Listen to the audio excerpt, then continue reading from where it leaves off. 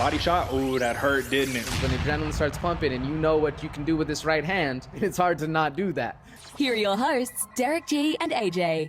Oh, does it feel good to be back? My name is Derick G. I am your host. Welcome back to another episode of the Bloody Water Podcast. And today we're talking about UFC Vegas 56. Drago, Alexander Volkov, looks to get back into his winning ways against a heavy hitter, a knockout artist in Jairzinho Rozenstruik, Biggie Boy. Now, what's fun about this is that these two fighters have 33 combined knockouts. Neither of them really looking to take the fight to the ground, so someone has to go to sleep, right? That's the inevitable outcome. But listen, let me bring in my co-host, the New Mexico native, the Santa Fe bomber, the man who currently is up on the leaderboard, 65-31 on the year.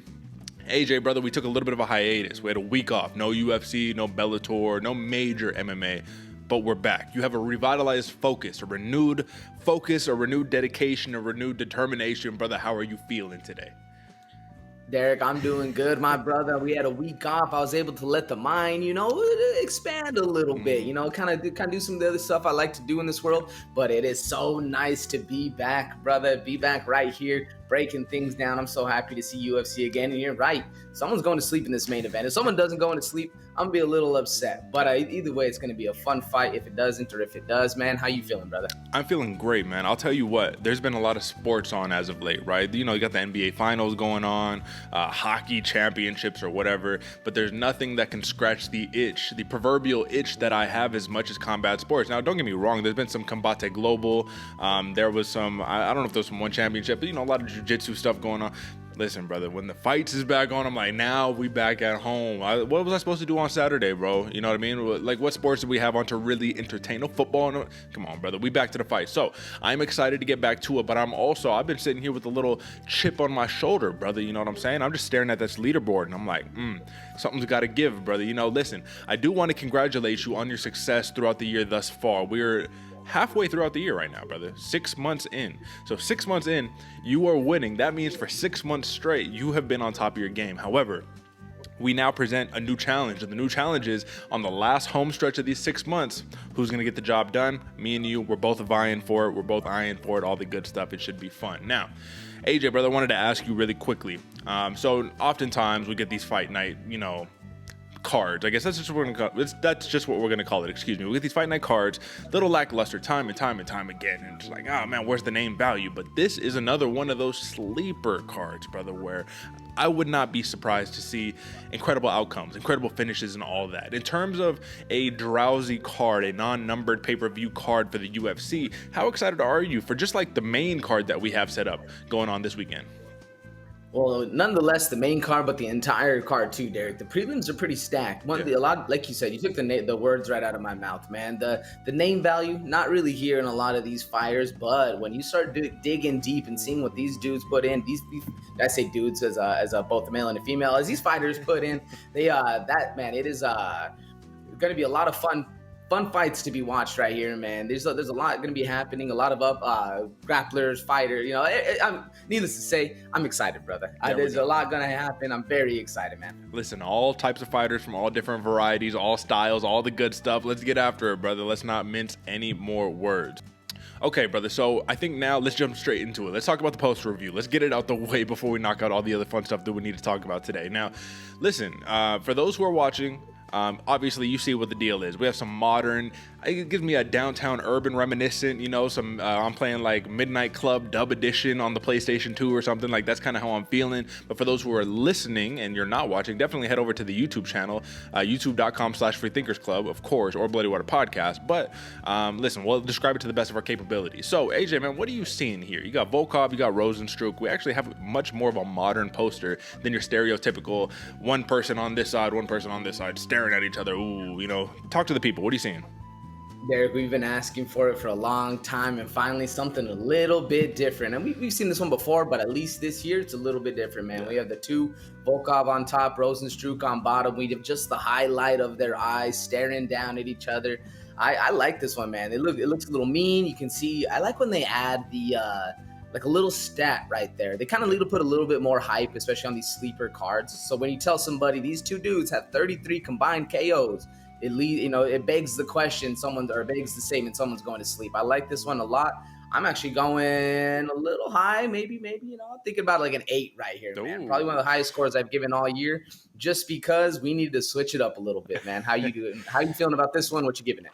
Well, listen, I'm going to actually push back a little bit on what you said. When I see someone put 33 combined KOs, or when I see the UFC put that often leads me to think that nobody knows who these guys are to the degree where they're like, I have to put a number out there to get you enticed to watch the fight. Now, I'm not going to say that anybody is going to sit here like a real person who knows the UFC, who knows MMA. Oh, Volkov, Rozenstruik, of course you know who those are. But for the casual, they're like, who? 33 KOs? Oh, that's fun. Okay, I'll tune in, So it's like, all right, if we have to really, sell them on this one. So you give it an 8, brother. I'll go 7. I was going to go 6 on this personally, but let's be fair. The midnight downtown vibes, you got the vibrant greens with the just different MMA poster. You would love to see it. Give them points for creativity and encourage just a little bit, brother. So we will take that one off the screen and we can proceed on to what we call our TLDR, brother. So let's talk about it, my man. For those who just want to get the quick picks out the way, head over to your local sports book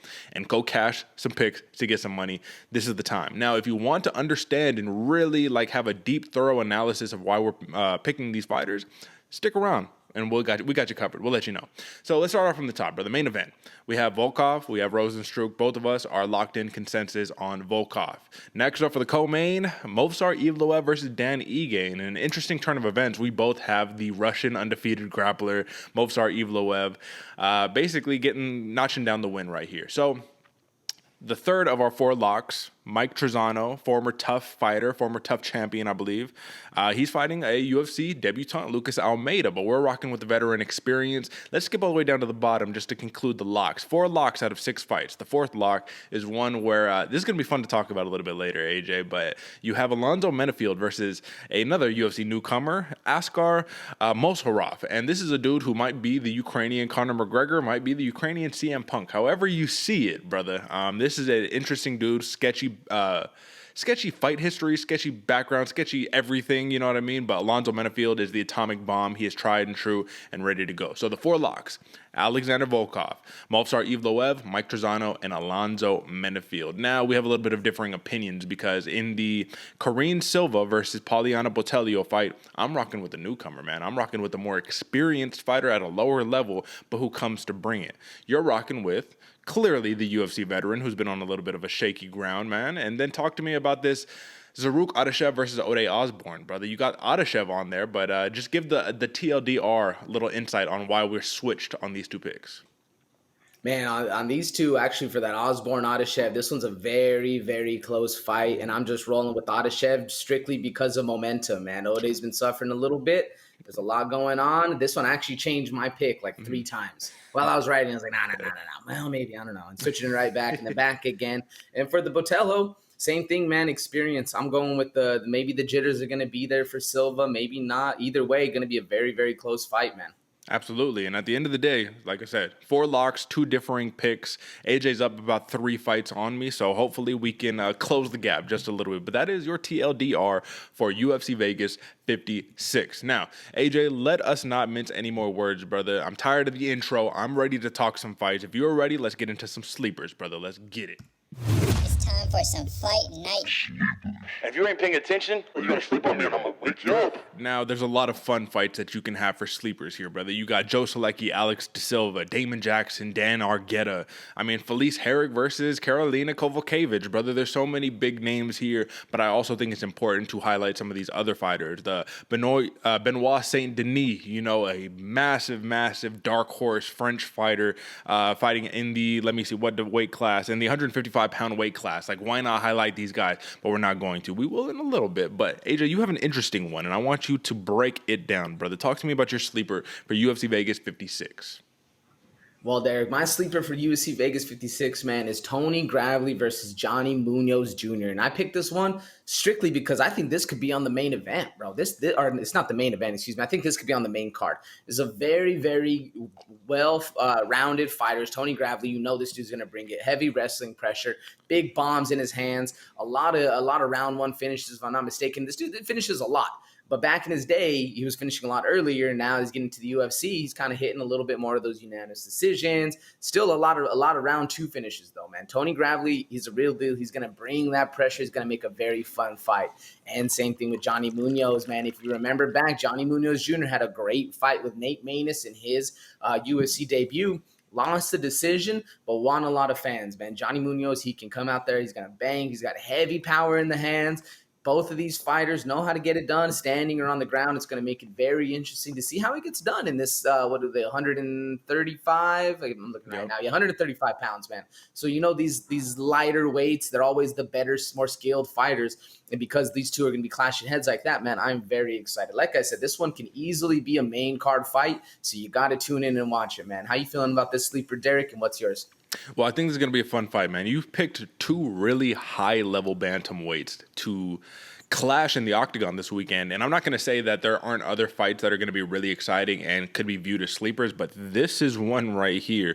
Not only is it setting up the future of the bantamweight division, but it is showing 2 of the most technical, well-rounded fighters going toe-to-toe to really instill who's going to be the baddest man at 135. Obviously not between these 2, but this is the stepping stones to get you there. So I think that sometimes for sleepers, we need to have implications, context. We need to have more than just, fun fight. You know what I'm saying? This is a fun fight with implications.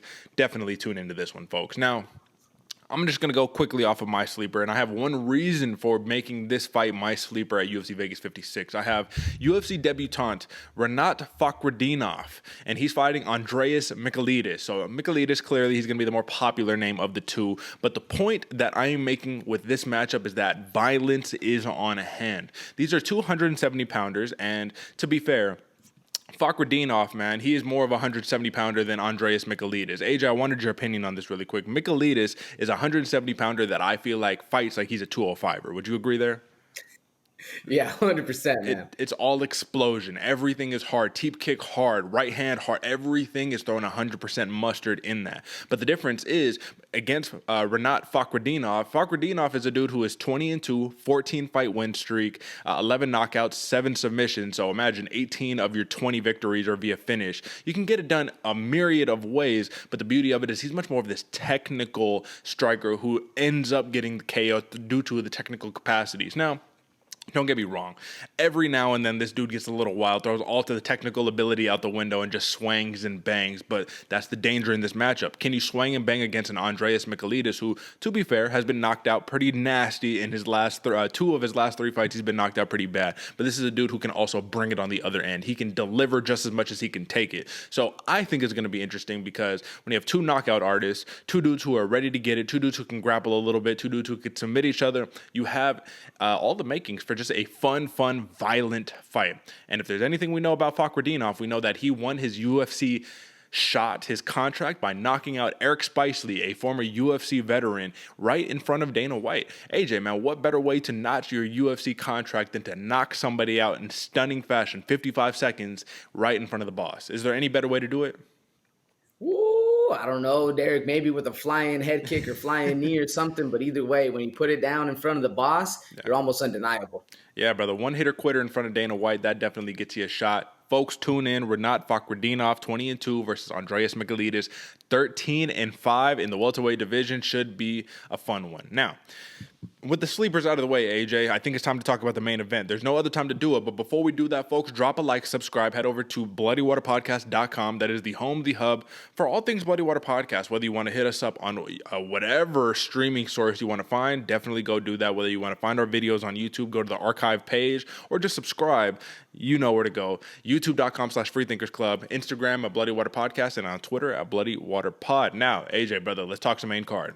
Here's to another main card breakdown, courtesy of your hosts, Derick G and AJ. Now, AJ, man, I don't want to say that Alexander Volkov is losing his much coveted place in the UFC's top 10, because he is clearly a bona fide top 10 fighter. He's number 7. He's gone from like number 4, number 5, number 6, somewhere always kind of in that middle. We've already labeled him fairly, maybe unfairly, as a gatekeeper of the heavyweight division, because you lose to the Curtis Blades, you lose to the Cyril Gons, you lose to the Tom Aspinalls. I mean, you're kind of in that middle ground.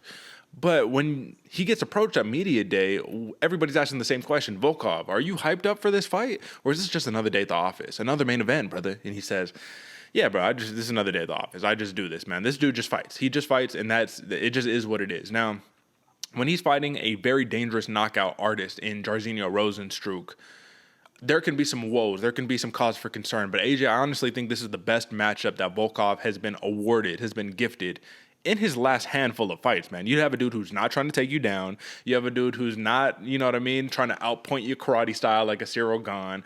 You have a dude who's going to walk forward and try to knock you out. And that's Volkov's specialty. So let me ask you straight off the bat. Minus 165 favorite is Alexander Volkov. Plus 135 comeback for Biggie Boy Jairzinho Rozenstruik. Do you think Volkov should be more of a favorite? Or do you think due to his past couple of fights, they're trying to hedge their bet a little bit and kind of suppress the odds on him? Yeah, I think they're suppressing the odds on this one a lot because I do, as much as I don't think this is a gimme fight, I do think this is the UFC brass being like, hey, man, you've done a lot for us. That last one against Tom Aspinall, thank you so much for taking it. Here's a little give back, brother. Like, here's a little something else, a stylistic fight that's going to be a lot more beneficial in your favor. With the reach, the kicks he has, and then the plotting style of Jairzinho Rozenstruik, this is very much a tailor-made matchup for Volkov. And I think the odds makers, everyone knows that, but because of just how struggling he's been even before his last five, man, this dude's been on an up and down tear for quite a while in Volkov. I think there's pressing odds just a little bit to kind of hedge the bets just a little, man. What do you think? You know what, man? Like, I would agree with you to a degree, but I also think that the odds makers are factoring in the absolute bombs in the hands of Jairzinho Rozenstruik. Because if he lands flush, man, he can knock anybody out. We saw that in the Augusto Sakai fight. Augusto Sakai couldn't really even get started, brother. I mean, he was just walking him down, keeping him on his back foot in that tiny cage. Next thing you know, man, he landed a two-piece that looked like it barely touched Sakai, and Sakai, basically, that was it. That was done for him. So what makes this fight interesting to me is that at the end of the day, Alexander Volkov, 9 of his last 10 wins are via knockout, man. 3 submissions, 6 knockouts, right? Only 2... Actually, I take that back. That was notes for somebody else. Sorry. Alexander Volkov is a nasty motherfucker, bro. That's basically the point that I want to make. This is a man who really, when he can inflict his game plan, when he can do what he wants to do in a fight, there's very few people that can stop him. Now, we know that the bombs in the hands of Jairzinho Rozenstruik are some of the biggest weapons that he's going to bring to the table. He's just going to walk you forward and try to do the work with his hands. The difference between Alexander Volkov and Rozenstruik is that Volkov uses a lot of distance with his kicks, distance management, power management, the ability to dictate where the fight goes. But who is going to be on the front foot here? Because I actually have a slight feeling that Rozenstruik is going to dictate the pace, even though he's the shorter man with less reach. That's what I was thinking too, man. I think Rozenstruik's going to be on that front foot walking down because he utilizes kicks as well, but not those rangy, long, where you're kind of extending your hip forward. He'll use them more like the Justin Gaethje kind of kicks where he's pawing at you, kind of in that boxing range. You know, he's staying in there, but I think because of his size, he's also going to need to be walking down, trying to get on the inside, or we're going to end up with a Volkov, Derek Lewis, maybe not in the ending, but that whole point match that Volkov was putting on, you know what I'm saying? Hopefully for Volkov, it doesn't end the same way, but that's the same 98% of that fight we might see happen. No, absolutely, man. So let's just ask, just like big picture right here, does this matchup get you excited? Like, are you excited to see this matchup, or do you think that this is kind of more heavily leaning on one person than the other?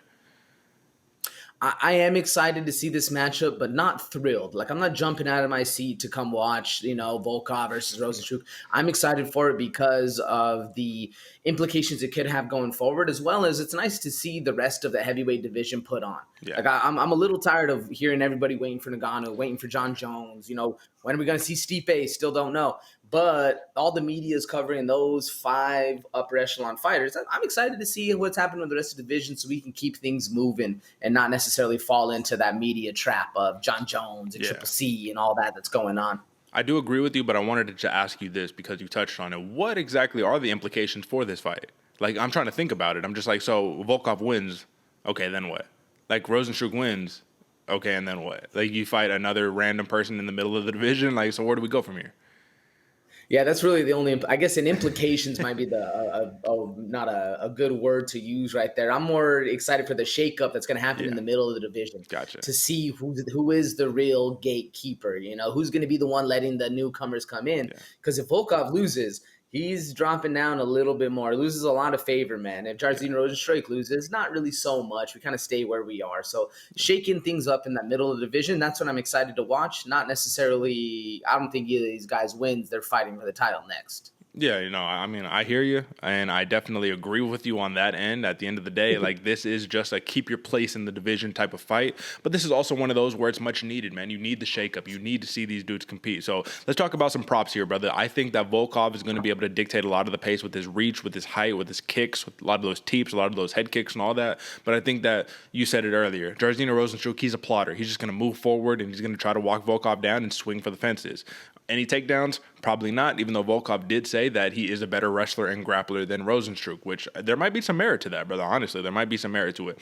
8-4 in the UFC is Volkov. 6-3 in the UFC is Rozenstruik. So even though Volkov has been in the UFC for what feels like forever, Rozenstruik is just about there in terms of, I mean, the UFC record, right? So for a TKO, AJ, for Alexander Volkov, and this is a 5-round heavyweight fight, man. So the UFC doesn't really like putting these on, especially when they go all 5 rounds. So generally speaking, we think that it's probably going to go inside the distance. I'd imagine this is a fight that we won't be reading off judges' scorecards on. For a TKO for Alexander Volkov, plus 215. For a TKO for Jairzinho Rozenstruik, plus 180. So the odds makers are saying if someone's going to get a knockout, the odds are better that Rozenstruik gets it over Volkov. Do you agree with that logic? Yeah, I agree with that logic. Well, I feel like Rozenstruik has the wildness that he can catch you with a knockout at any point. He has that kind of power where it's just going to be coming out of nowhere going like that. Now with the new Volkov that he's become, the more technical, setting shots up, setting things like that, then I can see a knockout coming from him as well. I just, in my mind, when I always think of Volkov, I think of samurai on his back Volkov, and I don't ever think that guy's getting knocked out. But the new improved Volkov with a new technique and that snappy front kick he likes to use, I can see it happening a little more. So it's a little more of a toss-up. I still agree with them. I still agree with the odds makers overall, but it's a lot closer than I would have originally thought right off the bat. Yeah, this is like a pretty classic prop setup, right? So they say that if someone's going to get the knockout, it's most likely going to be Rozenstruik. If someone gets the decision, most likely going to be Volkov, right? Odds for a decision, plus 210 for a Volkov decision, plus 650 for a Rozenstruik decision. So clearly, if it's going to go 2 points, we think that Volkov is going to get it done. Now, the over and under here is 3.5 rounds. Minus 125 for the over, minus 105 for the under. So in terms of picking a prop here, not just picking the money line, I think it's pretty clear rolling with the favorite in this one is the most safe pick. The experience of Volkov, the length, the reach, the height, all of those intangibles, or I guess you could say measurables, all of those things are going to bode well in Volkov's favor. But if we're picking specifics here, and if this ends inside the distance, we're not going to see a submission here, right? I mean, we're thinking a knockout or a points victory. And if we're talking about Rozenstruik, who's only been knocked out by one person, and you know who that one person is, it's Francis Ngannou, right? Can Volkov replicate the power it takes to be able to put the man outside of his consciousness? What do you think? Ooh, I don't know, man. That's a heavy-duty power right there. And the thing is, Rozenstruik, he's been doing kickboxing for X amount of years. However many years this dude's been doing it before he jumped in the UFC. So he's seen power. He's seen those hands flying like that. He's used to that kind of style of fight.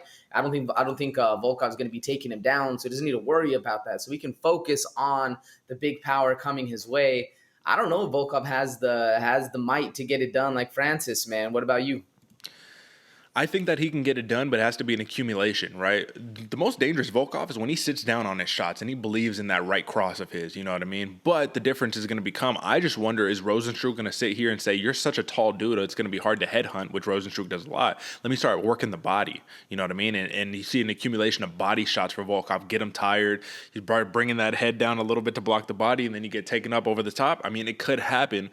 Do we see Rozenstruik fight like that often? No, not really, which is what lends me to believe that a lot of the little kicks, the calf kicks, the teep kicks, the head kicks, those jab cross of Alexander Volkov are going to bode to an accumulation of damage, which inevitably puts out Jairzinho Rozenstruik. But it's just difficult to say because this is a dude who Cyril Gane couldn't knock him out, Junior Dos Santos couldn't knock him out, Augusto Sakai couldn't, Curtis Blades couldn't, and Curtis Blades is a dude who in his last fight, right, he was all about the hands. We're not even, you know what I mean? He had to show what's up with that. You already know what time it is. Let's give the pick, brother. What's it going to be? Decision. If we're rolling with Volkov here, both of us are rolling with Volkov. Are you picking plus 215 for the TKO or plus 210 for the decision? Ooh, I think the safer pick is the Volkov 210 for decision. Mm-hmm. I'm kind of feeling I'm gonna roll with that. I said in the beginning I don't think a decision is gonna happen, but I feel like that's the more lucrative route. But that 215 knockout, there's nothing to scoff at right there. That's a nice one too. Yeah, that's not bad at all. Well, I have to roll with the knockout here just because, like I said, Dana White will probably lose his fucking mind if this fight goes 5 rounds. And this is a tailor-made matchup, 33 combined knockouts. This is what all the advertising is about. Someone has to go down. And I do think that somebody is going to leave their guard down for just that split moment that's going to allow that knockout shot to present itself. So I'm rolling with Alexander Volkov here. The thing is, it's 3.5 rounds for the over and under. So if you're going the over for the decision, I think that it's only fair that I rock with the under here, probably like round 3, early round 3. Not that 3.5, but that round 3. And I will rock with the TKO prop there, man. I just think 2 big boy heavyweights. These are the biggest dudes in the division, damn near. How can you just go to a point fight? It's going to be hard to see. But either way, Alexander Volkov across the board, that is the pick for the Bloody Water podcast. Now, AJ, this is a much more interesting matchup simply because Dan Ige is a massive underdog, plus 260 underdog with the minus 350 comeback in terms of a favorite for Movsar Evloev. Now, Evloev has looked damn near unstoppable at this point, AJ. This is a dude who he put a clinic on me and Hakeem Dawodu.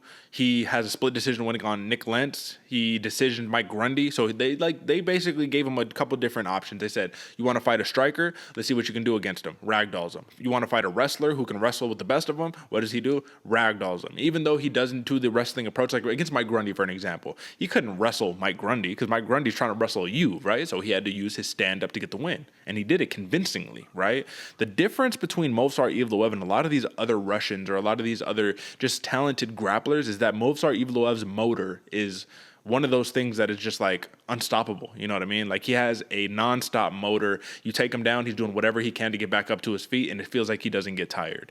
But for Dan Ige, this is a dude who we saw knock out Gavin Tucker with one shot. You know what I mean? Just boom, done. But then we see him kind of get wrestle-fucked against Korean Zombie, and then in his last outing against Josh Emmett, very competitive back-and-forth matchup, but he lost the unanimous decision. Now, how does the confidence of a Dan Ige, who has lost back-to-back fights for the first time in his career, how has do you think his confidence is going to affect his performance against this undefeated Russian dangerous man that nobody wants to fight? Oof, well, it's hard because it can go 2 ways, right? You can either get a little morale crushed. You can feel it, start getting in your feelings and then thinking, maybe this isn't for me. Or what I think Danny is going to do, he's going to bite down that mouthpiece and realize who the dog is, reach down and grab a pair and actually say, hey, I'm here to fight. This is what's going down, because he's very willing for a war. He's down to step in that pocket and prove who's the big dog in there. And that's why I like Dan Ige, man. 50K Ige is nothing to trifle with. Now, Movsar Evloev is a different kind of animal, man. You're talking about a motor. We're talking about a gas tank right here. Evloev has a lot of things to get done. This is a very fun fight for me right here. But my biggest thing is how do I want to phrase this? Is there too much pressure on Dan Ige right now? Because I feel like all the pressure's on him to win this fight. He's on that 2-fight losing streak. He might get cut. I still think he's one of those fighters that probably won't get cut. He's done a lot for the UFC. But you're facing a new dude, the up-and-comer, the one that probably after him is going to be the same kind of style of fight that everyone else is going to be fighting. Do you feel the same kind of thing I'm seeing, Derick? Do you feel like there's more pressure on the undefeated fighter to keep his O? What do you think? I think there's always going to be pressure on the undefeated fighter because at the end of the day, you have the thing that nobody else has. You have that undefeated record. I mean, look at Dan Ige's hit list in his last 5. Edson Barbosa, Calvin Kattar, Gavin Tucker, Korean Zombie, Josh Emmett. I mean, you're fighting the top of the top, brother. Movsar Evloev is arguably on the bottom of that list in terms of name value, in terms of, you know what I mean? I guess right above Gavin Tucker then. So Gavin Tucker might be the bottom of the list, but you're right above Gavin Tucker. For Evloev, you fought Sungwoo Choi, Barzola, Mike Grundy, Nick Lentz, Dawodu, also legit fighters, but not nearly the same caliber of fighter. Now, I think that the pressure is going to be more on Evloev, but Dan Ige does have pressure himself, man. He has to get the win. You cannot go on 3 straight losses. You can't do it because this is going to redefine where your career goes. He was at one point a dude, people said he might be able to be fighting for a championship in the near future. And now you turn into gatekeeper. And then, after gatekeeper, you turn into on the precipice of fighting for your job, which is what you never want. But let's talk X's and O's. Let's talk about how this matchup actually takes place. Clearly, the odds makers, everybody in the building is going to say Evloev is going to do what? He's going to stand in front of you and he's going to shoot for a double, put you on your back, and try to keep you there for the whole entire fight. Now, Dan Ige has never been finished in his entire MMA career. So Evloev has vowed to give him the first stoppage loss of his career. Can it happen? Yes, anything can happen in 4-ounce gloves. Will it happen? I'm not sure. And I think if Dan Ige can keep the fight on the feet, he can have a lot of success, brother. I think that he is levels above in terms of the striking of Movsar Evloev, but are we going to see the classic, I can't strike too much because I'm frozen, because if I put together 2 or 3, I'm getting taken down? But here's the caveat to that, AJ. What if Dan Ige uses a lot of anti-grappling striking maneuvers to be able to set the table, right? Lots of knees up the middle, lots of uppercuts, you know what I mean? Like if he's constantly feinting, that he's going to have something for you if you shoot in, that presents the danger of, do I want to shoot in? Ige did this very effectively against Josh Emmett in his last fight, right? He gave him a lot of knees up the middle, so every time Emmett did come in, he kind of had to come in like this, you know what I mean? You couldn't come in flush forward, so you eat something on your chin, but you had to come in a little extra guarded, which kind of nullified the takedown attempt. Do you agree that that can be a very effective strategy? Or do you think that that's, even though it sounds good in words, right, it's going to be a lot harder against Evloev, truly? Well, yeah, it's obviously going to be a lot harder in practical application than in words and saying it. But I think the UFC did Dan Ige a favor by giving him Josh Emmett first, because you're right, a lot of those uppercuts, a lot of those knees coming up the middle with the head with the wrestler that's going to be pushing forward the entire time. Now he has another step up against that in Evloev. The setups there, man. What I like about Dan Ige, he always has the power to finish a fight, but he also has the mind and the fight IQ to be able to see those kind of things, to be able to work those combos, those 1-2, dip back out, get that space, and then when they're shooting in, you hit them up with a knee, hit them up with an uppercut. Find that motion where you're not overextending, because that's the biggest thing. You can't overextend right here, get caught reaching on something, the next thing you know, the dude's on your hips. You got to actually keep that gauge, that range, keep it going, so that way when he is coming in, you're hitting him with something he's not seeing. Now, like we just said, easier said than done. Very, very hard to do in practical application, especially with a dog like Evloev. But that's going to be the way, man. And I think if Dan Ige can keep this on the feet, it's going to bode very, very well for him. Now, same thing for Evloev, though. If he can keep this on his feet and have a striking battle, I think he's going to win a lot of fans. That might be more, especially since he's saying that he's going to give Ige his first loss or his first stoppage. That might be more what he's thinking about, is keeping on the feet, making a more exciting fight, because he was getting booed in the Dawodu. Yeah. And anytime you're sitting there on the ground, you're getting booed, basically. So I think that played a little bit into the mind, or maybe it did, maybe it didn't, whether on his whole interview or not. But do you think that played into it? You think we're going to see a stand-up fight, or is Evloev just going right back to his old ways? I think Evloev wants to take Dan Ige's number 10 more than he wants cheers from the crowd. You know what I mean? And I think he's going to say, this is what got me to 15-0. I'm going to keep doing it until somebody's able to stop me. So that's the whole key. Can Dan Ige stop him? Maybe, maybe not. One interesting stat is that Movsar Evloev, he's tied for 7th most takedowns at featherweight actively right now with 18, brother. So this is he's 5-0 in the UFC, 18 takedowns in 5 fights. Pretty damn impressive, right? This is the other thing that I thought was a little interesting about Movsar Evloev. So this is a dude who 7 of his 15 wins are via finish. However, once he got to the UFC, all 5 of his victories have been via decision. Does that mean anything to you? I mean, it's the weirdest thing, because I feel like, and we'll talk about this a little later with another fighter, but I feel like sometimes in those other countries, you're not necessarily fighting the cream of the crop. It's a little more the boxing style, not to diss on boxing or even other countries, man, setting things up. You're not always faced with the cream of the crop, but sometimes it feels like a little bit more is being fed to other fighters, where once they step into the UFC, you're seeing decisions where these dudes were first round killers going on. So it plays a little bit to me. It doesn't really bode well, but it does play into the fact that, man, these fighters are something different when you're being trained, since 12 years old to do kickboxing, wrestling, jiu-jitsu, everything, fighting against fighters who back in their homeland were only fighting Sambo or only fighting Muay Thai or only fighting whatever. Now you're fighting a whole different breed of fighter. I think it speaks a lot. It speaks volumes to me, at least. What about for you? Well, it just sometimes means to me that maybe you get a little gun shy. Maybe you want to be a little safe. You know what I mean? You want to really protect that O sometimes. But I agree with you. Yeah, you fighting in other organizations. Are you fighting the top of the top? No, but that's the whole point, right? The UFC is the top of the top. So you're trying to get there. But sometimes your ego can get a little inflated because of the success you have at the lower level that you're not able to replicate. So maybe that's why you got signed, to replicate that success, and then you can't do it. You turn into a different fighter. Either way, a win is a win is a win, and Evloev knows how to win, so we will see what happens there. Let's talk props, brother. For Movsar Evloev to get a decision victory in this fight, he's one of the only few. There's going to be one more fighter on the docket who has minus odds to get the decision, minus 155 for Evloev to win a decision, which most people are basically taking that route. However, he did say that he wants to stop Dan Ige. So for a TKO victory, plus 600, and for a submission victory, we're looking at plus 725, I believe. Let me see. Just to make sure I'm clear. Minus 155. Okay, sorry. Minus 155. Here, this is the clean docket right here. Minus 155 for the decision. TKO is plus 525. Submission plus 700. Similar, but a little bit different odds. What do you make of those odds right there, brother? Plus 525 for the TKO. I mean, can he get Dan Ige back against the fence and just smashing him down to get the finish? I mean, that could be a likely outcome in this fight. However, Ige does have good get-ups and he has good wrestling himself. So maybe decision is the best way to go. What do you think?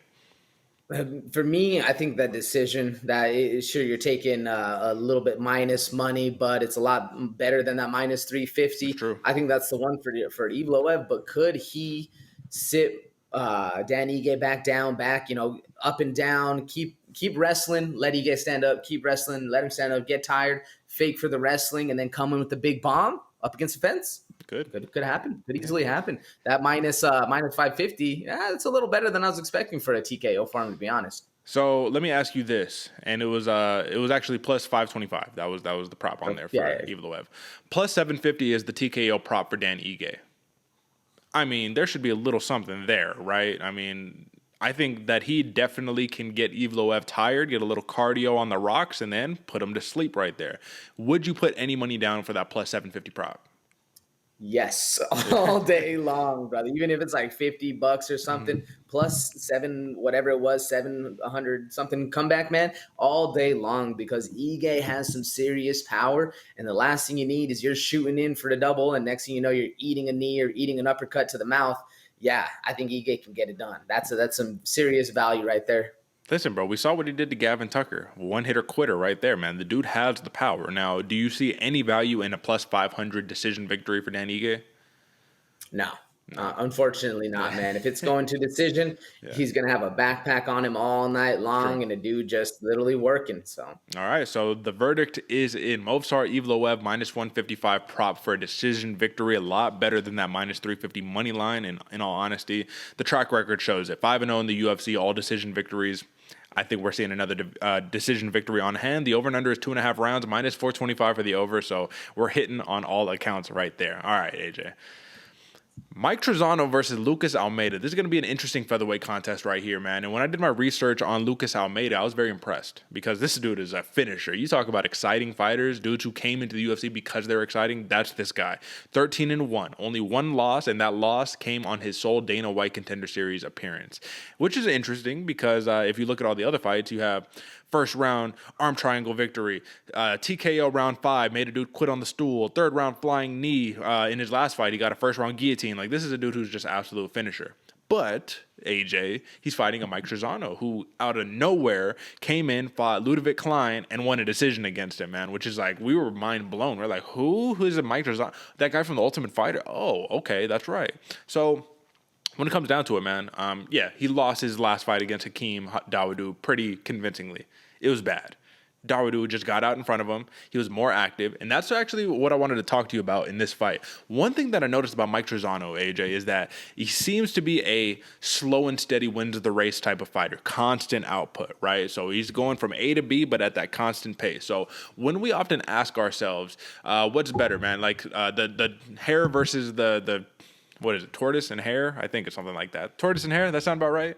So you got and hare, you're right, brother. You got the slow, just going constant pace as the tortoise, right? And the hare, he's going super duper quick, right? Maybe tires himself out a little bit, needs to take a little bit of a reprieve, a little bit of a break while that turtle just keeps going. That's Mike Trizano, right? However, he loses against these dudes who get out to the fast starts, who are able to just sit there and just out-pick him out, out-piece him with volume. And Lucas Almeida can do that, but the problem that Lucas Almeida has is a gift and a curse. He knows how to put people away, so he always is trying to put people away. And when you can't put that person away, well, guess what? Rounds 2 and 3 and 4 and 5, those rounds come, right? Now, obviously, this is a 3-round fight. But this is how I see this fight happening, AJ. I see that Lucas Almeida could put a flurry on in the beginning of the fight, and he could put Mike Trizano away, and that could be it. Wipe his hands with it and walk away. Or he could try, and it fails, and Mike Trizano just kind of puts it on him for rounds 2 and 3, builds up that slow and steady wins the race type of fight. Do you agree with my kind of the way that I see the fight happening here, or talk to me?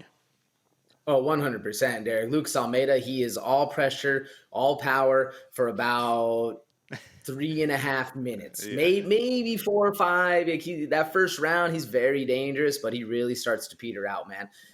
Much like myself, man, I'm a sprinter. I had the same thing, very, very fast in the beginning. Lucas Almeida, he'll start to kind of tear down a little bit, kind of way down. And that's when Mike Trizano, I like the way you phrased it, very, very tortoise versus hare right here. Trizano's very smart, very calculated, has a good jab. He just needs to stay busy. He's very consistent fighter, which in the eyes of the judges doesn't always win, especially nowadays, man. But I can see Lucas Almeida very dangerous in the beginning of the fight. Mike Trizano, once he starts picking up, feeling better, Almeida has finally calmed down, set a pace that they can both work at. That's when Trizano's really going to start to shine on this one.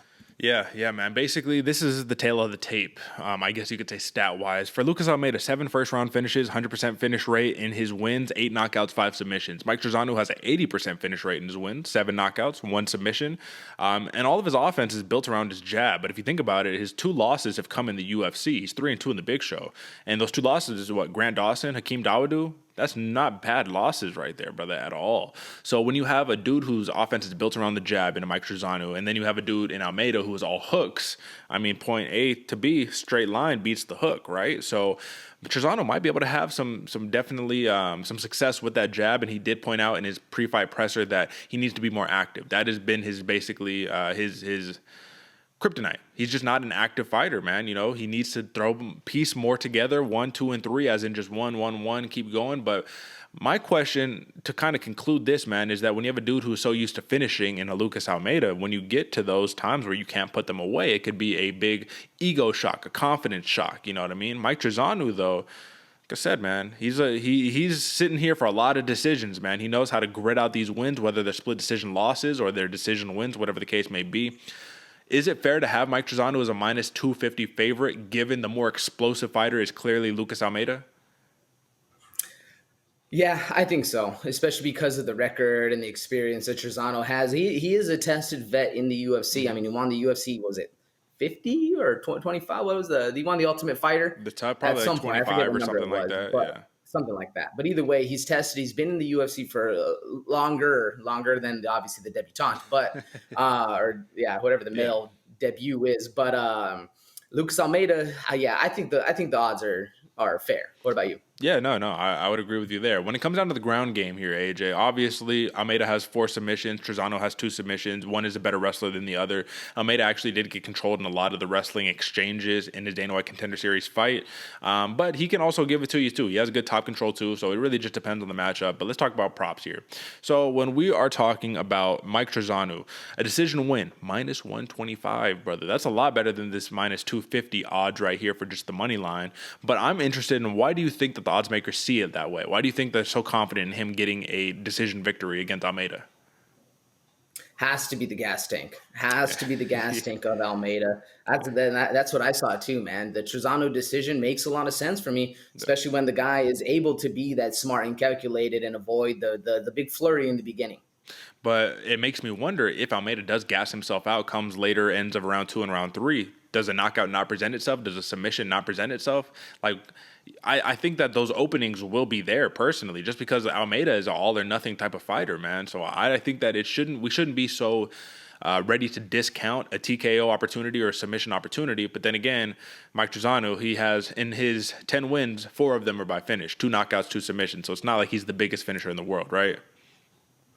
Yeah, I can see what you're saying. Not the biggest finisher in the world, but also Almeida is willing to leave the shots to finish the fight. So I can see what you're saying. I get it. I still see the decision as being a little more lucrative just because I don't see Trizano opening up to present the holes to get the knockout, if you know what I mean. I gotcha. So TKO for Lucas Almeida plus 750.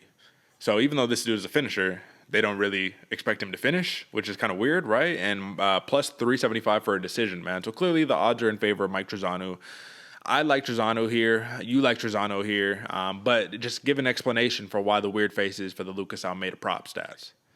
The prop is very interesting. I thought the knockout would be more likely than the decision because him going to decision doesn't make sense to me at all. At least from what we've seen. All of his other fights and, the Jungle Wars and all that stuff, those are all round 1. This dude's an early fighter. And the one time he did go decision, he was looking real gassed in his Contender Series fight. So that for a decision didn't make sense to me. I thought the odds would be flipped right there. Well, I think that they see the toughness of a Mike Trizano, and they're probably giving him credit for that because the only person he's been finished by in his career is Grant Dawson, and that was a submission loss. So haven't been knocked out, anything like that. Hasn't taken a lot of wear and tear. So listen, man, at the end of the day, I'm rolling with Mike Trizano, and I think I will take that decision prop minus 125. I think that's going to be the safest pick, and that means that I'm rolling with the over of 2.5 rounds. Do you agree with me there, AJ? Right there, brother. All right, easy. So it looks like you're opening it up with 3 straight decisions. I got a TKO in the main event, led by 2 other decisions going past there. Now, with these fights out the way, now it's time for some of these other fights that on the docket that will still be interesting, but are kind of lesser known right here. And this is one of them: Karine Silva versus Poliana Botelho. This is a women's flyweight contest, and the UFC debutante once again is the favorite, minus 125. For Karine Silva. Now, Poliana Botelho is a plus 105 underdog, and I think the reason why is because she's had some lackluster performances, man. She lost a split decision to Luana Karolina. She lost to Jillian Robertson pretty convincingly. She lost to Cynthia Calvillo, but she does have wins against Lauren Mueller. She has another win before that, not the most notable, I should say, against Kondo. But for Karine Silva, man, she's a finisher. 14-4, 5-fight win streak, man. She has all 14 victories via finish, 100% finish rate. Like, these are the type of fighters, especially in the female division, that you want to have to bring new life. Now, what scares me about this matchup here, AJ, or what interests me, I guess I should say, is that Poliana Botelho, she has 3 wins in the UFC. 2 of her 3 wins in the UFC are actually in the women's strawweight division. So you're up a flyweight. You're fighting a Karine Silva who has fought at 115, 125, and 135. Clearly, she's going to be the bigger fighter in the cage. But when it comes down to the grappling exchanges, I mean, Botelho has 6 knockouts on her record, right? That's totally cool. Big finisher, big wide punches, all that good stuff. But I can't tell. Is she a boxer? Is she a Muay Thai fighter? Is she a kickboxer? Is she a grappler? Like, I can't really tell what she is. She has no submission victories. She seems to want to take the fight to the ground sometimes, but then sometimes, like, she does. Like, I don't know. So in your assessment, who is Poliana Botelho? What type of fighter is she? It's a good question. I would say off the bat, more of a striker, more of a kickboxer, but at the same point, she does like to take the fight to the ground at certain points. So it's interesting because I have Silva as the better ground fighter. And that was the question I was going to ask you is who's better on the ground? Because that's when it comes down to, I think that's where this fight's going to end up, is on the ground. And I think Silva's the better ground fighter off of her back, but maybe Botelho's better on top.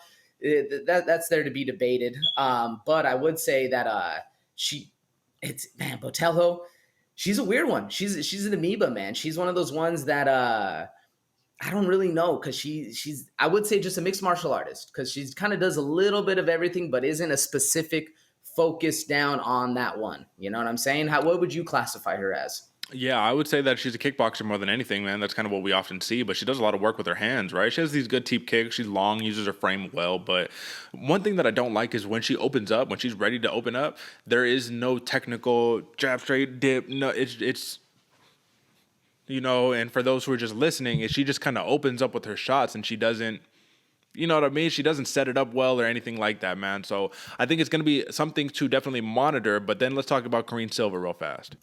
So the thing about Karine Silva that I find so impressive is that she's a walk-forward fighter. Her aim is to either beat you up on the feet, get you to the ground, and start working some jiu-jitsu. But she has that heavy top control style that effectively nullifies a lot of her opposition's offense, man. And when it comes down to it, Poliana Botelho, we've seen her be a little too, willing to just lay on her back, you know what I mean? And not have the activeness, the same trait that Movsar Evloev has to get back up to the feet and be like, no, we're not doing this, you know what I mean? Like, we're going to fight our fight.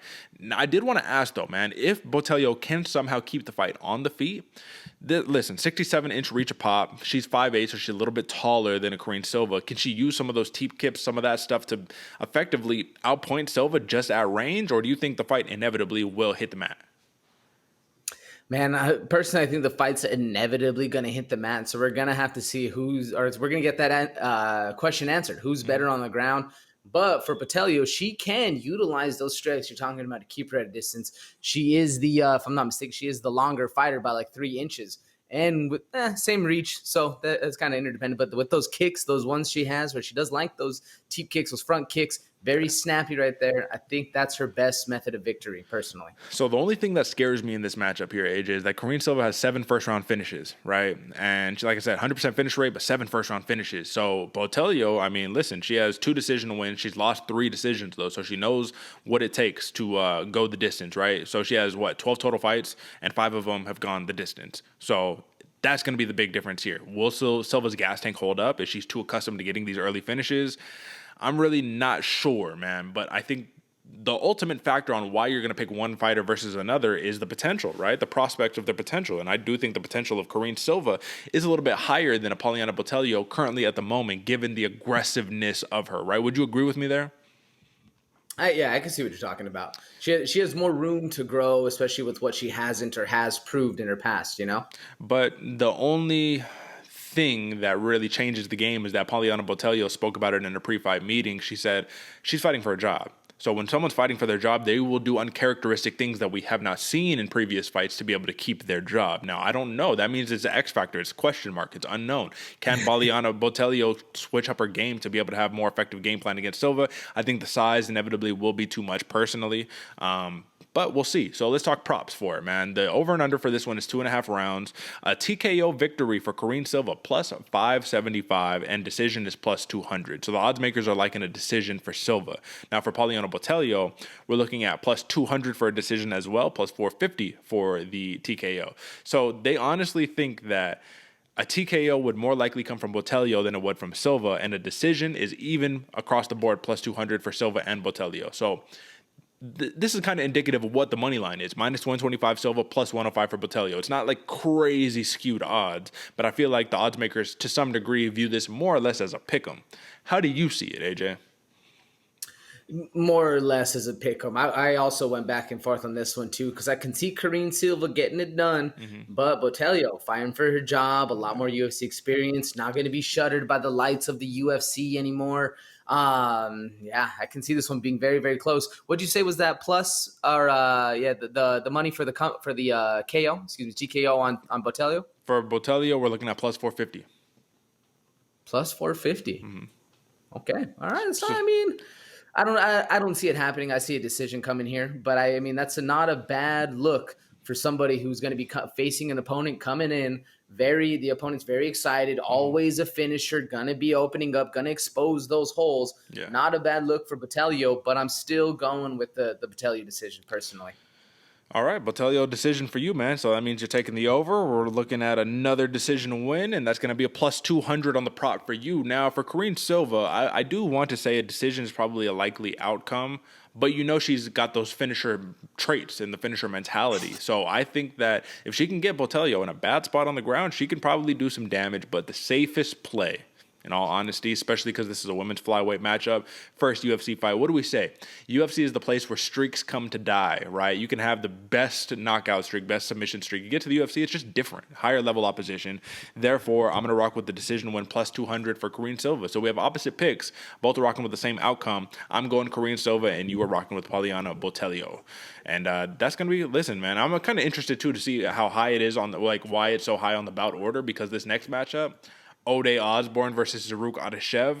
This is one where you're like, hold on, how is this kind of on the bottom of the... Okay, I don't know. Either way, the Jamaican sensation, Ode Osbourne, is fighting a kickboxer who has now turned MMA fighter Zarrukh Adashev, who in his last fight against Ryan Benoit, right? You got the French twang on it. He decimated the man's leg. He put his kickboxing to full display, and he said, I'm not messing around. I might not get the finish, but you're going to have to leave here on crutches or on a stretcher, however it goes. Ode Osbourne, he got a big win against a very talented prospect in CJ Vergara, right? A dude who's coming off of a win in his last fight, but he had to work for it.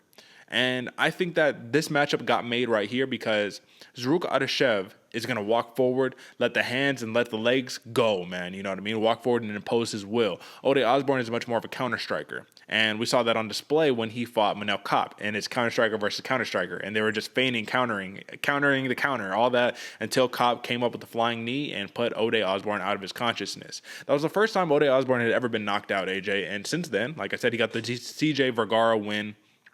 And he has vowed to get back to his finishing ways.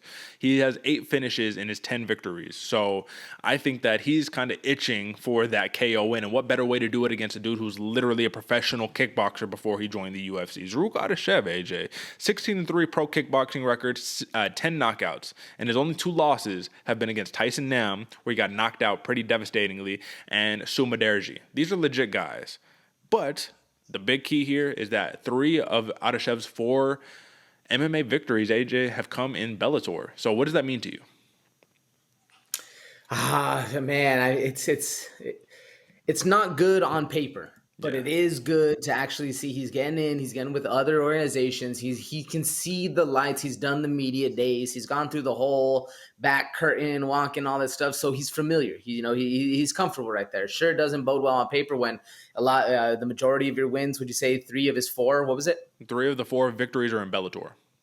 On Bellator, 3 of the 4 victories in Bellator doesn't look the best, because then you're basically still almost the guy making his UFC debut. Like you've had 1, so it's not like you have all this UFC experience. So it looks a little rough on paper, but I think it adds to his experience level going forward. You feel what I'm saying? No, absolutely. And I think the story of this fight is going to be the leg kicks, the calf kicks, right? If Adashev can beat up that lead leg of Ode Osbourne, there's going to be a lot of problems. However, there's one major discrepancy that's going to make it difficult for him to do that. Ode Osbourne has a 8-inch reach advantage, 73 inches to 65, and a 2-inch height advantage. So if Ode Osbourne arguably can hit Adashev in places where Adashev can't hit Osbourne back, then you could probably effectively dodge that leg kick to be able to give some offense over the top and then get back out of distance. The other thing, too, that a lot of people really don't realize is that Ode Osbourne, if he wants to take the fight to the mat, he can.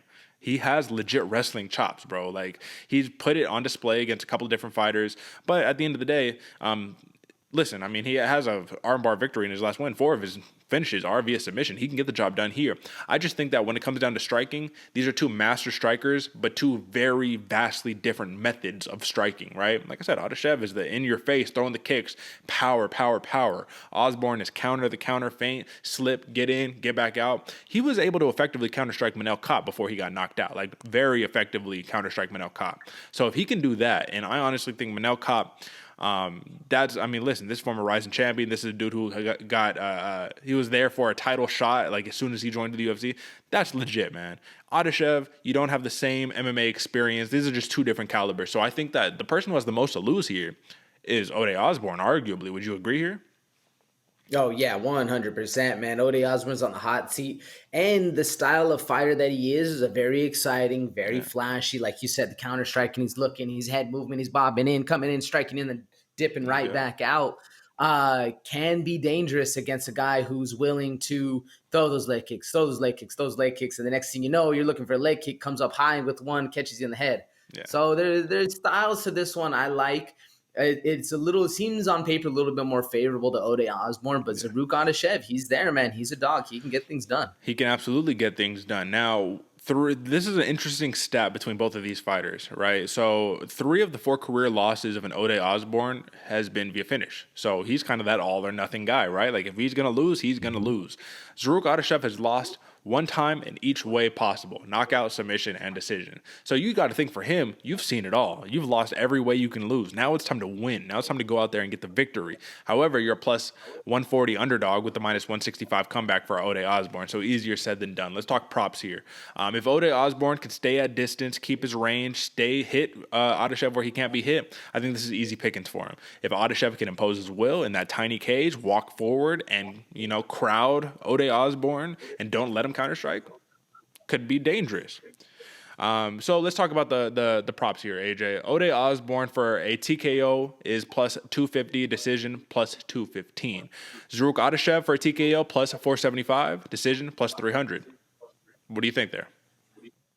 Ooh, I like the decision a lot more, man. Adashev is very comfortable winning a point fight, at least on that side. But for that Ode Osbourne TKO, that's looking a little bit better, at least for your side of the thing as well, man. Yeah. But if you're going Adashev, the decision, that's I think the most lucrative. It's better than the plus 140 you're getting on the money line. You're right, and I do agree that I think Ode Osbourne is going to be able to set Adashev up for a finish. I am taking the under on the 2.5 rounds, and I am rolling with that plus 250 prop for a TKO for Ode Osbourne. This is a dude who came into the UFC because of his finishing capacities. I think he's looking to get right back there. Honestly, I mean, this last fight against CJ Vergara, this was the second decision victory of his career. So, I mean, this is a dude who's not normally decisioning people like that. And even though Adashev is pro kickboxer, this is Southpaw versus Southpaw. This is going to be a clunky matchup for both of these guys. But who did it more recently? It was Ode Osbourne versus Manel Kape, one of the highest level strikers in the division. So I like Osbourne here. I think this is going to be a very fun fight, and this has violence written all over it. But for a matchup that truly has violence written all over it, it's this one. It's Alonzo Menafield, man, the atomic bomb right here, versus Askar Mozharov, who has no headshot here. This is a man of mystery, international man of mystery right here, the Ukrainian CM Punk, some would say. Maybe you would say, AJ. Now, let's talk about it. There's a lot of weirdness that went into this matchup. So when I'm looking it up, I'm like, okay, here's this new UFC newcomer, right? Should be fun. He's here because he's knocking people out because he's some killer of a fighter, right? And then you do a little bit of a deep dive, AJ, and I told you. So one thing that was interesting is that his record originally on ESPN was 25-7, and then it got revised on Tapology to 21-11. Now, interestingly enough, AJ, this is a dude who, when you watch his fights, it's a lot of outdoor, octagon, random promotions, early stoppages, some just weird stuff, man. And he's been finished in every career loss. All 11 fights he's been finished.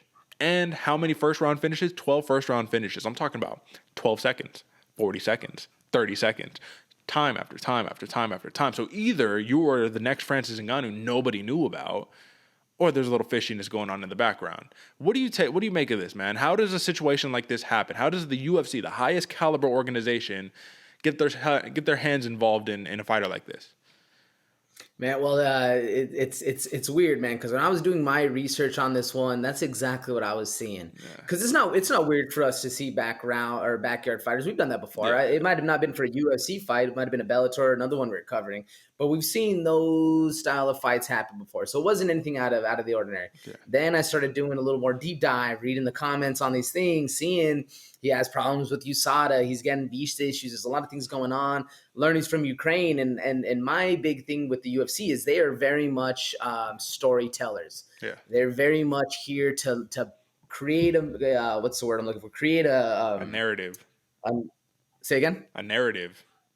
Narrative, brother. Thank you. Derick with the words. Narrative, my man. Create a narrative and keep the story going. Keep the buzz going. Keep people interested. Keep the casuals interested in not just the fights, but on the story that's going on. And once I learned this dude's from Ukraine with all that stuff going on, a little bit of shadiness in his fights, you start going back and you're watching a lot of those 12 seconds, 15 seconds, 45 seconds wins that he's having. Very a little suspect. So anytime that they're always coming in, I'm never on my toes looking for that kind of weirdness. But once it starts presenting itself in this mass amount of stuff, it really, and that's what Derick was saying before, it made me think, is this guy the next CM Punk? Is he the next kind of money grab that Dana White's trying to say, like, hey, look, we're part of the movement as well. I have these fighters coming in. And I think we have other Ukrainian fighters in this one, but nobody of this mystique, of this lore that is being followed around by this guy that, changed his win to loss record, having all these problems with USADA, having all these fishy 12-second wins that nobody's talking about, nobody's ever heard. It does beg a little bit of question. Is this guy just a publicity stunt for the UFC, trying to make a little bit more money, trying to expand their demographic that watches them? Or is this dude for real? Is he coming in because he's fighting a for real fighter against Alonzo Menefield? And if you're not the real deal and you've been throwing a bunch of cans, this is not the monster of a can you want to be fighting, Well, that's kind of my point exactly here. I was like, you realize the guy you're putting him in there against, right? Like, Alonzo Menefield is a dude who arguably, man, before he had a couple of hiccups, right? The UD loss to William Knight, right? The KO loss to Ovin St. Preux. Like, he's knocking you the fuck out. He's submitting you. He's putting 11 victories, right? 10 of them via finish, 8 knockouts, 2 submissions. Like, he is a finisher of all finishers. When we're talking about first round finishes, 8 first round finishes for Alonzo Menefield. Like, this is a fight that I anticipate, AJ, and I don't even want to be rude. I don't want to be disrespectful in any way, but I think Alonzo Menefield gets this dude out of here in like a minute, 2, maybe. Couple punches thrown, and that's basically it. Like, that's the level of discrepancy that I see between the skill set of these fighters. So Askar Mozharov, like I said, there's a lot of these fights where he'd leg kick straight right and the dude just crumples over and just falls down, and the referee's like, all right, I'm calling it off. I'm just like, okay. But Alonzo Menefield, he'll separate you from your consciousness. Like, there is no, like, you just lay down and take it. Like, you lay down because you can't walk anymore, because you can't, you know what I mean? So I don't have much to say on this other than, folks, tune in just because of the spectacle that is going to be. And if this dude gets knocked out very quickly, that's not going to be too unsurprising. But if he somehow does, because anything can happen in 4-ounce gloves, and he knocks out Alonzo Menefield, well, guess what, man? This dude is going to be a cash cow for the UFC. I will just say that. Problem is, he doesn't speak English, and he was asked in his pre-fight meetings if he copied Conor McGregor's tattoos, and he said, of course not. Of course he didn't. So, AJ, the more concerning thing to me here is that Alonzo Menefield, for a TKO prop, it is plus 135. Are we jumping all over that if you were a bettor, right? If you were placing a wager, you see plus money odds for Alonzo Menefield to knock this dude out. I don't see how you can't take that. Rather, like, that's just asking to be, just like, please take this, right? Oh, yeah. If there's ever a gimme in a bet, because there never is, this is one of them right there. I think so. Plus 175 prop for Mozharov to get the TKO on Menefield, which I thought was very, very interesting. But decision, plus 750 decision for Menefield, plus 850 decision for Mozharov. I think plus 135 is the best bet that you could take right now. That is like the lock of the night for Alonzo Menefield to KO Mozharov. However, minus 140 for the money line. So, I mean, brother, what are we taking here? Yeah, I'm with that Menefield KO round 1, brother. That's one. I was going with that until I heard the prop, and then once I heard the prop, it solidified. It made it a little sweeter right there. Absolutely. Alonzo Menefield, TKO, round 1. If I can go half a round, I would, but I think round 1 is going to be the apt choice here. Like I said, I don't even want to be too crazy when talking about this, but like when you just study the tape, it's just like, yeah, you have a lot of fights, but those fights are not nearly the same caliber of fights that Alonzo Menefield's 14 fights have been. So I will just leave it at that. That is, like I said, interesting to say the least. Now, folks, that is your main card for UFC Vegas 56. It's been a week off, man, so we had to get back into the groove, but you love to do it. Hit us up on bloodywaterpodcast.com for all the needs that you got. Use code BWP10 for 10% off all merch at checkout. You know what time it is. And AJ, man, let's just talk a little bit about Prelim Pourover real quick before we, know what I'm saying, before we get up out of here. So, all right, brother, there's a lot of fun fights, man. I mean, overall on this card. And one of the ones that I want to talk about first and foremost, man, is Felice Herrig versus Karolina Kowalkiewicz, man. This is a rematch in the making. And I think that this is going to be a fun fight, not only because, I mean, listen, this is a fight that was on the main card before it got bumped off for the Ode Osbourne fight, which, I mean, more or less rightfully so. But also, these are two kind of older, you know what I'm saying, older fighters. 14-9 is Herrig, 12-7 is Kowalkiewicz. Kowalkiewicz has lost like 4 in a row, you know what I mean? So this really make or break for her. her. But I just think that the prospects of this fight being a featured prelim, it has to be exciting, really, at this point, man. I mean, is this a loser leaves town matchup, man, or a loser and winner leaves town, or how do you see this fight playing out? I don't really think so, especially because of how shallow the 115-pound class is for females. Kowalkiewicz and Herrig are both staples almost in the division. Like, maybe not a lot of people don't know them now because of the new fans that have fluxed in, but a lot of us old heads, man, a lot of us, dedicated. Really, we've been watching these two fight for quite a long time. Yeah. So I don't know if they'll be cut. Kowalkiewicz obviously a little bit closer with that losing streak. But there's still value to be had in both of these fighters, if you will. What do you think? Yeah. I mean, listen, brother, it's kind of rough. Look at this. It's even worse than I anticipated. 5 in a row. You've lost 5 straight in a row. So Jessica Penny, Yan Xiaonan, Alexa Grasso, Michelle Waterson, Jessica Andrade. And her last win, believe it or not, was Felice Herrig. Split decision victory, bro. So I think that this is going to be a motivated fight. This is going to be something that's going to be interesting to monitor. But I think that high implications, man. Tune in for that one. Now, this is a fight right here, AJ. Why are we not clicking? What's going on here? There we go.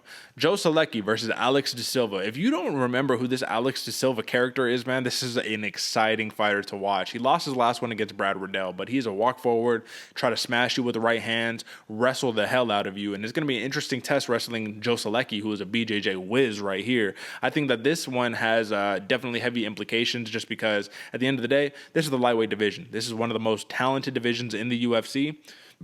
And if you're Joe Solecki, you're trying to find a way to kind of move up the ranks. Alex De Silva, everybody already knows the hype. He's kind of been out of sight, out of mind for a little bit just because he hasn't been fighting too often. But like I said, when it comes down to a grappling contest, this is going to be a very fun one. Are you leaning either way on this fight?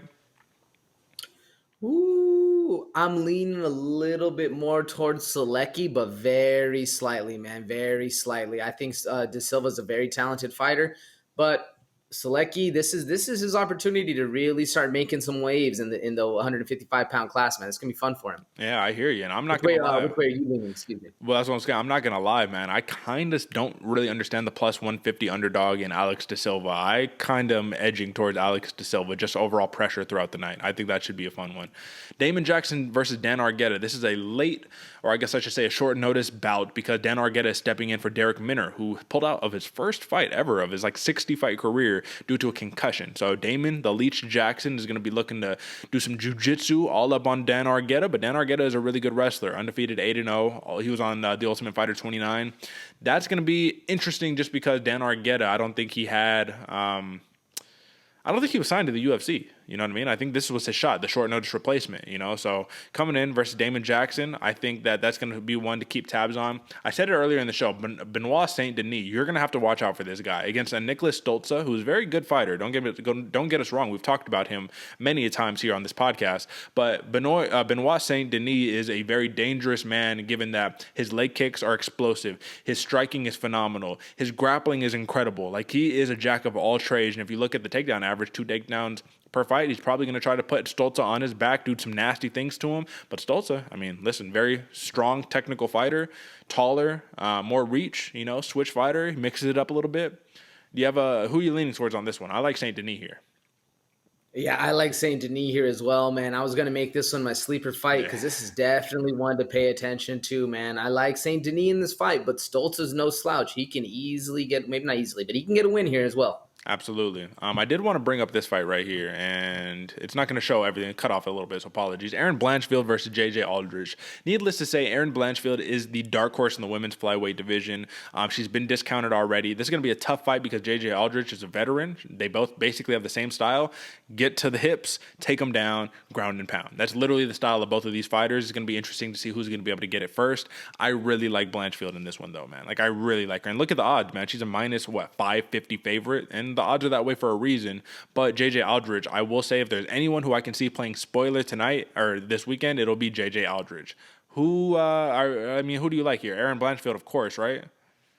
Yeah, that's exactly what I was going to say. I'm leaning towards Erin Blanchfield. I like her a lot, but if there's ever a veteran that's a dog that's willing to get down, it's JJ Aldrich. Absolutely. And lastly, how can we not talk about El Jefe, Jeff Molina versus Zhalgas Zhumagulov? This is going to be a really, really fun fight because El Jefe, he brings it, man. Whether it's jiu-jitsu, whether it's his striking, whatever, it doesn't matter. Zhalgas Zhumagulov, clearly, I think in his last one, he got the win over our boy Jerome Rivera. It was that like first round guillotine or something like that. Oh no, actually his last loss was to Yeah, Manel I was Kape. gonna say it wasn't his last one, but it was one before that, if I'm not mistaken. Yeah, that's right. He did get knocked out by Manel Kape, but before that, he got the win over them. He just had a little rough outing, man, but he finally kind of showed what he was capable of in that submission victory. But then you get knocked out in the first one after that. Kind of tough, man. But I do think that this is going to be one fight that, believe it or not, is going to be set up to propel Jeff Molina up the ranks. I think that this is a dude who I'm surprised is fighting on this card because he's kind of reserved for the pay-per-views. He's exciting, man. He brings it, right? So with that being said, folks, you see it for what it is. That is your prelim. Tune in. Interesting start time. Pay attention to this. 10 a.m. Pacific time for the prelims. 10 a.m. 1 p.m. Main card start time. So we get an early UFC Saturday. That means fights for breakfast. Yeah, you gotta love to see it. You know what I'm saying? But either way, take it for what it's worth. I'm sure this helps you out, AJ, man. So you're not up at 1 a.m. trying to, finish up the fights, right? Yeah, absolutely. There we go, man. It'd be lunch for me, but either way, man. Do you know why it's early? I was just curious. I don't know, but I would imagine that something is happening on Saturday, some other fight that's conflicting, because this is in Vegas, so it actually makes no sense at all. So generally speaking, there's going to be a big boxing match, or there's going to be a big fight of some sort of championship match, or maybe the finals, maybe the NBA finals is going to be one of the games on Saturday. I'm really not too sure, but either way, that's neither here nor there, man. That was your main card, folks. So listen, now we have reached the outro portion of the podcast. We gave you the TLDR. We explained in full everything that you need to know regarding the podcast. And really what it comes down to it is we just need a little bit of reciprocation if you don't mind. You know what I'm saying? Drop a like, subscribe, share the show with your fight friends. All the junkies out there who are wanting to make some money and want to know an in-depth analysis of these fights, this is the place to come. You already know what time it is, my man. It's been a week off. We got to find our groove again. You know what I mean? Just like anybody else in the business, if you don't do it for a little bit, that muscle memory goes just a tiny bit, but it's okay because we're here, we're refreshed, we're renewed, and rededicated, brother. How are you feeling, my man? I'm feeling great, Derick, man. It's going to be a fun week. Good to be back in, feeling refreshed. Like you said, you had to get back in that groove. You said it best, man. You already know where to go for all the hub, everything, just a little support. Hit us with that like, hit us with that follow. I'll leave you with this, though, man. I heard a story the other day when my friends was talking. He's saying, oh, man, we got the NHL going, got all these playoffs happening. I'm looking for bets, but everybody I go to, I could just not make enough money or not make money on winning through all these NHL, MLB, all the stuff that's going on. But you can come make some money right here on the best MMA show in the entire universe, right, man. We putting it down, both above 64%. You already know where to go. It's a little more lucrative on this side of the street than that MLB, NHL style of points ever get going. So I'm just saying, you know where to come. You know where to find us, folks. And let's just say 375 subscribers currently on YouTube. Let's get it up to 400. And we'll be doing that little by little, week by week. You know what time it is. This is a grassroots program, you know what I mean? We don't got these big, huge corporate sponsorships, but if you want to sponsor us, let us know, brother. We still game for it. You know what time it is. All right, folks, that is it for us, and we will catch you on Monday for the post-show, UFC Vegas 56. Who will be the winner? Drago, Volkov, Rozenstruik, Biggie Boy? I don't know. That's what you're going to have to tune in to see on Saturday, folks. Don't forget. Until next time. Peace.